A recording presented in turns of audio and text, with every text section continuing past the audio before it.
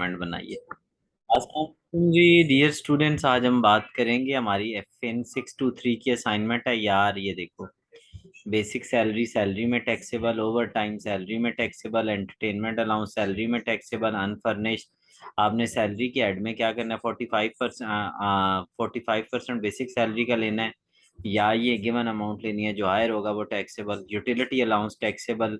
Medical allowance में से 10% basic salary का लेके माइनस जो बाकी होगा टैक्सेबल। कन्वेंस ऑफिशियल यूज है एग्जेम्प्टेड। लोन 10% में से 8% माइनस 2% इसका लेके टैक्सेबल सैलरी में, तो ये उधर जाएगा, इनकम फ्रॉम प्रॉपर्टी में जाएगा, और ये 1/10 उसका लेके उसमें ऐड कर देंगे।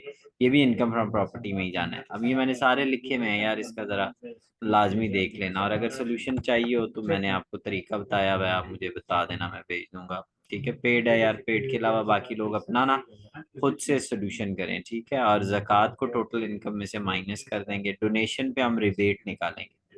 अब आप क्या करेंगे, इन टोटल इनकम को ऐड कर लें, टोटल इनकम को ऐड, ज़कात को माइनस करें, टैक्स का रेट अप्लाई करें और टैक्स निकाल, ठीक हो जाएगा। जब टैक्स निकल आएगा तो उसके बाद आप लास्ट में एक डिस्काउंट निकालेंगे, इस डोनेशन की बेस पे एक डिस्काउंट मिलेगा।